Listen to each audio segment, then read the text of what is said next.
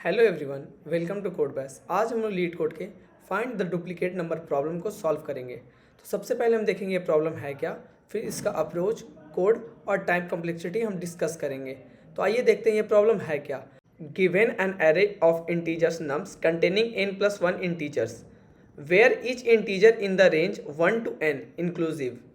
तो हमें एक एरे दिया होगा नम्स नाम का, जिसमें 1 से लेकर के n तक सारे एलिमेंट होंगे, सारे नंबर उसमें होंगे। There is one repeated number in nums, return the repeated number. तो उस एरे में एक नंबर जो होगा वो रिपीटेड होगा, तो हमें उस नंबर को फाइंड करना और उस नंबर को फाइंड करके बताना कि कौन सा वो नंबर है। ठीक है, तो हम देखते हैं ये प्रॉब्लम है क्या। इस केस में हमारा जो एरे का एलिमेंट है वो 1 3 4 2 2 है। तो इसमें जो रिपीटेड एलिमेंट है वो 2 है, 2 जो है वो 2 बार प्रेजेंट है, तो वो रिपीटेड है। तो इस केस में आंसर हमारा 2 होगा। हम एक और दूसरे एग्जाम्पल के लिए देखते हैं।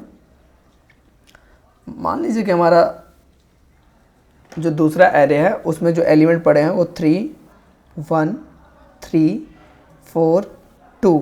तो इस केस में जो आउटपुट होगा हमारा वो 3 है, क्योंकि यहाँ पे 3 जो है वो 2 बार प्रेजेंट है। ठीक है, तो इस केस में आउटपुट जो होगा हमारा 3 होगा। तो हम देखते हैं इसका अप्रोच क्या होगा हमारा। हम इस प्रॉब्लम को सॉल्व कैसे करेंगे, इसके पीछे का अप्रोच क्या। एक तो अप्रोच जो होगा हमारा, उसमें हम क्या करेंगे कि हम एरे को पूरा सॉर्ट कर देंगे और सॉर्ट करने के बाद हम चेक करेंगे हर एक एलिमेंट को कि वो एलिमेंट n के इक्वल टू है कि नहीं। तो उसमें हम क्या करेंगे कि हम एरे को सॉर्ट कर देंगे, सॉर्ट द एरे, और उसके बाद हम 1 से लेकर के n तक एक काउंट वेरिएबल बना लेंगे और हर एक बार इंक्रीज करते जाएंगे, चेक करते हुए कि nums of i if not equal to count. तो उस केस में जो है रिटर्न कर देंगे हम number, return nums of i। ठीक है, और जब नहीं होगा तो काउंट प्लस प्लस कर देंगे। तो अब इस केस में क्या होगा कि हमारे इस एग्जाम्पल के लिए, एग्जाम्पल में जब हम एरे को सॉर्ट करेंगे तो हमारा जो एरे बनेगा वो कुछ ऐसा बनेगा, 1 2 3 3 4, और काउंट जो होगा हमारा वो होगा 1। तो अब क्या होगा कि हम चेक करेंगे कि एरे का पहला एलिमेंट और काउंट अगर इक्वल टू है तो इंक्रीज कर देंगे काउंट को, काउंट हमारा 2 हो जाएगा। फिर चेक करेंगे तो ये दोनों फिर इक्वल टू होगा, काउंट हमारा फिर इंक्रीज कर जाएगा। फिर इसके लिए हम चेक करेंगे तो ये दोनों इक्वल होगा, तो फिर काउंट हमारा इंक्रीज कर जाएगा। तो अब हमारा काउंट 4 है, लेकिन एरे का जो एलिमेंट है वो 3 है। तो इस केस में क्या होगा कि वो फॉल्स हो जाएगा और हमारा वो जो 3 नंबर है, नंबर जो 3 बचा वो हमें रिटर्न होके मिल जाएगा कि 3 जो है वो रिपीटेड है। ओके, तो ये ब्रूट फोर्स अप्रोच है। इसमें क्या होगा कि जो हमारा टाइम कॉम्प्लेक्सिटी लगेगा वो हमारा सॉर्टिंग में लग जाएगा सॉर्टिंग में हमारा लग जाएगा log n, और एक लूप जो हम रन करेंगे 1 to n तक चेक करने के लिए, कंपेयर करने के लिए, उसमें लगेगा n। तो ओवरऑल जो टाइम कॉम्प्लेक्सिटी होगा वो होगा हमारा order of n log n।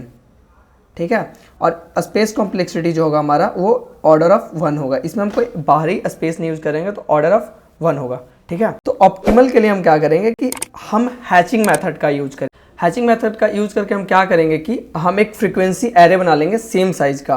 तो अब मान लो कि अगर n हमारा 5 था तो हम एक 5 साइज का एरे बना लेंगे दूसरा, और उस एरे में हर एक एलिमेंट को हम 0 से असाइन कर देंगे। तो हर एक एलिमेंट में हमारा 0 होगा। ठीक है, उसके बाद हम ट्रेवर्स करेंगे अपने मेन एरे में, और शुरू से लेकर के लास्ट तक हम ट्रेवर्स करेंगे। और जब भी हमें कोई एलिमेंट मिलेगा तो हम एक बार अपने एरे को ले आते हैं नीचे। जब भी हमें कोई एलिमेंट मिलेगा एरे का, तो एरे का मिलेगा, ये इंडेक्सिंग होगा 1 2 3 4 5। तो अब जैसे ही हमें कोई एलिमेंट मिलेगा एरे में, तो उस केस में हम क्या करेंगे, एरे के इंडेक्स पे जा करके, उस इंडेक्स पे जा करके हम 0 को इंक्रीज कर देंगे, 1 कर देंगे। ठीक है, 1 से इंक्रीज कर देंगे। तो जब हम यहाँ पे आएंगे तो हमारा 1 होगा, तो हम इस इंडेक्स पे जाएंगे।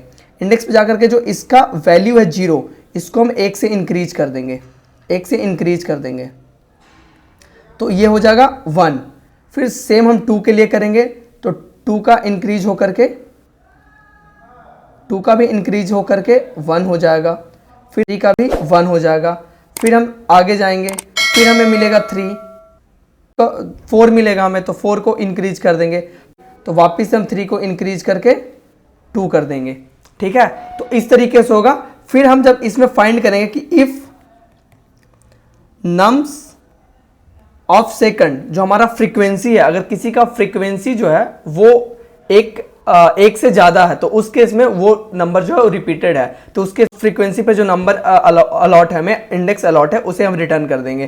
तो अगर इस केस में हम रिटर्न करेंगे तो 3 होगा। आइए इसके लिए हम कोड लिखते हैं। कोड क्या होगा, int answer int n equal to nums dot size.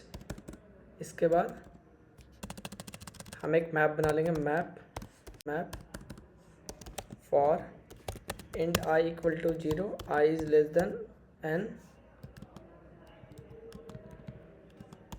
i plus plus. अब हम क्या कर रहे हैं कि मैप में जा करके हम उसके एलिमेंट और फ्रीक्वेंसी को हम स्टोर कर रहे हैं। तो mp of nums of i को रख दिया, और इसके बाद हम इसका फ्रीक्वेंसी इंक्रीज कर दिए। ठीक है, अब क्या है कि अब हम इसका फ्रीक्वेंसी चेक करेंगे। For auto IT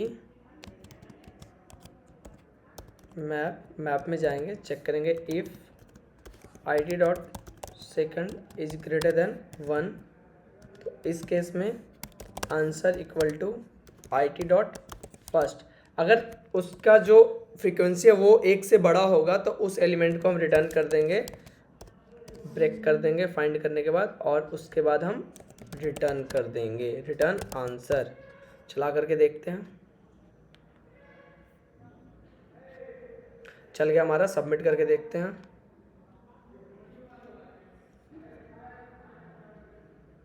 great, submit भी हो गया। अब इस कोड को हम ड्राई रन करके देखते हैं चल कैसे रहा। फिर हम इसका कोड जो टाइम कॉम्प्लेक्सिटी जो होगा वो डिस्कस करेंगे। इस केस में क्या है,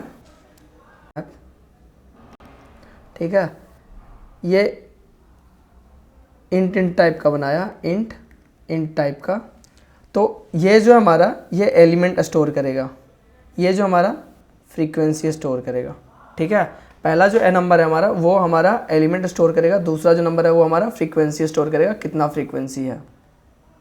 ठीक है, तो अब जब हम पहले वाले पे आएंगे, इसे अपने मैप में डालेंगे, इसके लिए फ्रीक्वेंसी जो हमारा अपना 1 कर देंगे। फिर दूसरे वाले एलिमेंट पे आएंगे, उसके लिए हम उसको डालेंगे, उसका फ्रीक्वेंसी भी 1 कर देंगे।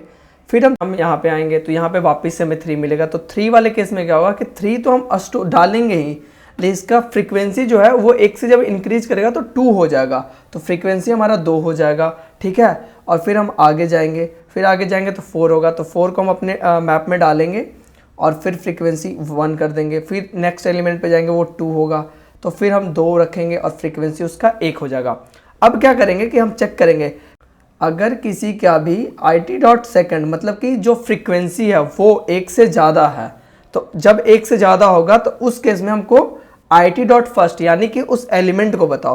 तो IT डॉट फर्स्ट हमारा क्या है, IT डॉट फर्स्ट हमारा ये है, और ये हमारा IT डॉट सेकंड था।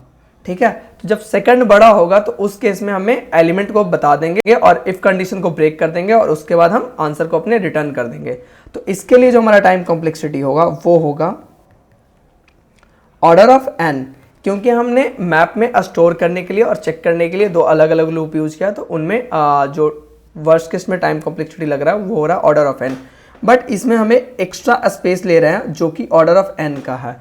जब हम सारे अपने डाटा को मैप में स्टोर करें तो उस टाइम पे हम एक्स्ट्रा स्पेस यूज कर रहे हैं, तो उस केस में हमारा space complexity order of n होगा।